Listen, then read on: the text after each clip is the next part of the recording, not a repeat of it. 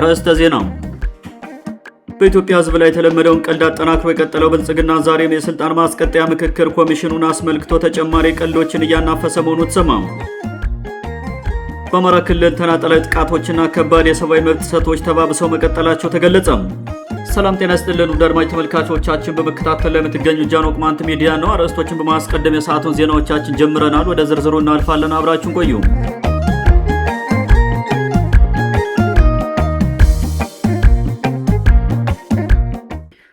በኢትዮጵያ ሕዝብ ላይ የተለመደውን ቀልድ አጠናክሮ የቀጠለው ብልጽግና ዛሬም የስልጣን ማስቀጠያ ምክክር ኮሚሽኑን አስመልክቶ ተጨማሪ ቀልዶችን እያናፈሰ መሆኑ ተሰማ። ሀገርን በሕግና በስርዓት በአዋጭ ፖሊሲዎችና በመርህ ከመምራት ይልቅ ስለላዊ በሆኑ አሻጥሮች እያፋጀ የሚገኘው የብልጽግና መንግስት በጠቅላይ ሚኒስትር አብይ አህመድ በኩል ዛሬም የተለመደውን ሕዝብ ማደናገሪያ የእርጎ ባህር ንግግር ማድረጉ ተሰምቷል።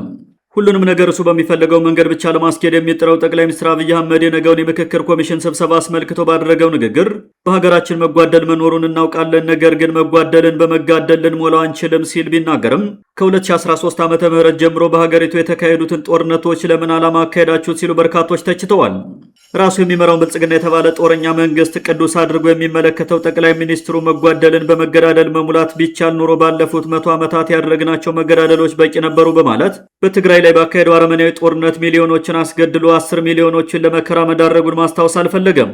መጓደል በምክክር ነው የሚፈታው በሚል ንግግር እንደተለመደው ህዝብን ለማደናገር የሚሰራው አብይ አህመድና የሚመራው የብልጽግና መንግስት በ2015 ዓ.ም የቅማንት ጥያቄ አስተባባሪ ኮሚቴን ችግራችሁን በምክክርና በውይይት እንፈታለን በሚል በቄስና በደብተር አሳምኖ ካስገባ በኋላ በየእስር ቤቱ አጉሮ በተንዛዛ የዝንጀሮ ፍርድ እያንዳንዳቸውን ከ30 እስከ 40 ዓመት በሚደርስ ጽኑ እስራት መቅጣቱን ሸምጥጦ ክዷል።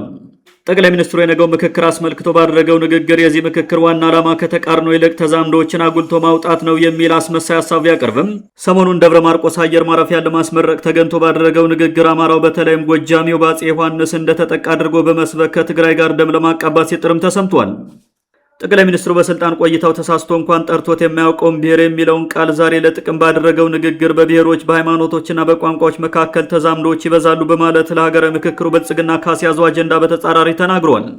የብልጽግና መንግስትና ጠቅላይ ሚኒስትሩ ህዝብን ከማታለል በተጨማሪ ህዝቦች እርስ በርስ እንዲጋደሉ በማድረግ ረገድ ተወዳዳሪ የላቸውም የሚሉ ወገኖች በአንድ ወቅት የአማራ ክልል የአማራ ብቻ አይደለም የአገዎችም የቅማንቶችም የኦሮሞዎችና የአርጎባዎችም ነው ሲል ቆይቶም ባለፈው የፋሲለደስ ግንብ እድሳትን ለማስመረቅ ወደ ጎንደር ያቀናው ጠቅላይ ሚኒስትር አብይ አህመድ አማራ ክልልን ከአማራዎች ውጭ ማንም አያስተዳድረውም በማለት አደገኛ የጥላቻ መርዝ ረጭቶ ተመልሷል ሲሉ አምረው ነቅፈውታል። የነገውን ሀገራዊ ምክክር የተሰኘ ብልጽግና መንግስት ህዝብን አደንዛዥ የስልጣን ማደላደያ ስብሰባ አስመልክቶ ዛሬ መግለጫ የሰጠው ጠቅላይ ሚኒስትር አብይ አህመድ 2 ዓመት ከመዋጋት ይልቅ 20 ዓመታት መወያየት ይሻላል በሚል የቀበረው ባህታዊ ንግግር በማድረግ ብዙውን ኢትዮጵያዊ አስገርሟል። ጦረኝነቱና በህዝብ ላይ ጨካኝነቱ በጉልህ የሚታወቀው ጠቅላይ ሚኒስትሩ ባቀደው የማደናገሪያ ምክክር ስብሰባ ዋዜማ ሰላም ወዳድና ህዝብ አክባሪ ቢመስልም በትግራይ ጦርነት ወቅት የትግራይ ሴቶች በወንድ ነው የተደፈሩት፣ የእኛ ወታደሮች ግን በሳንጃ ነው የተደፈሩት በማለት በምክር ቤቱ ፊት ተናግሮ ጨካኝነቱን ማስመስከሩም አይዘነጋም። የብልጽግና መንግስት ወደ ስልጣን ሲመጣ ባታላይ ንግግር ህዝብን አደናግሮ ለውጡን እንደቀለበሰው ሁሉም ዛሬም ራሱ በካድሬዎች በኩል ባደራጀው የምክክር ኮሚሽን የተሰኘ ስልጣን አጽኚ ተቋም በኩል መፍትሄ የሚያመጣ አስመስሎ በማታለል ያመጣውን የስርዓት አልበኝነትና የጦርነት መንግስት ዕድሜ ለማራዘም እየቀለደ ነው ተብሏል።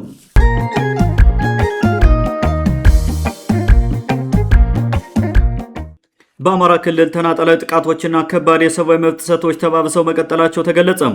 በክልሉ በነገሰው ስርዓት አልበኝነት ምክንያት ከሚፈጸሙ ዝርፊያዎች፣ እገታዎችና ብሔር ተኮር ጥቃቶች ባሻገር እምነት ላይ ያነጣጠሩ ጥቃቶችም እየተፈጸሙ መሆናቸው ታውቋል።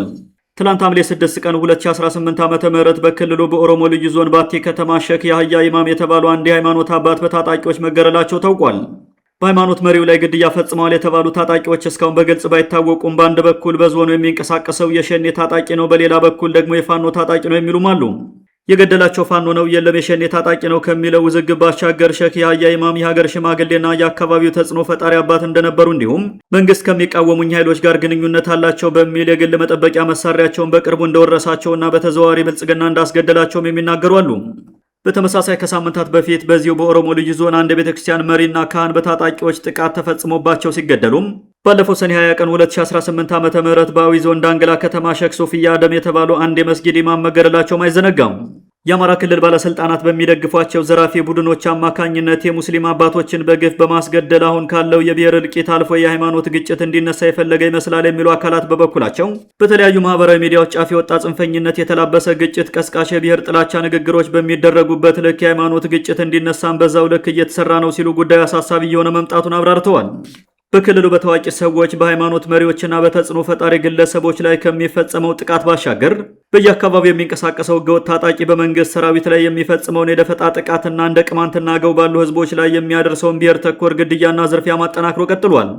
ፋኖ የተባለው ጽንፈኛ ታጣቂ በጎጃም አገዎች ላይ እየፈጸመው ባለው ጥቃት ከፍተኛ ጉዳት መድረሱን በተመለከተ ጃኖ ቅማንት ሚዲያ ከቀናት በፊት ከቦታው መረጃዎችን አጣርቶ ወደ እናንተ ማድረሱ የሚታወስ ሲሆን ይህ ኃይል በተለይም በዚህ ገም ወረዳ አገዎች ላይ ባደረሰው ጥቃት በርካታ ንጹሃን ተገድለዋል። ቁጥራቸው በውል የማይታወቅ ዜጎችም ከቤት ንብረታቸው ተፈናቅለዋል። ዛሬም ችግሩ መቆም እንዳልቻለና ተባብሶ እንደቀጠለ ታውቋል። በተመሳሳይ ባለፈው ሳምንት በደቡብ ወሎ ዞን ደሴ ዙሪያ ወረዳ የፋኖ ታጣቂዎች በፈጸሙት ጥቃት ከ20 በላይ የሚሊሻ አባላት እንደተገደሉ የታወቀ ሲሆን ስለ ጉዳዩ የአካባቢው ባለስልጣንም ሆነ መንግስት ምንም ሳይል አልፎታል።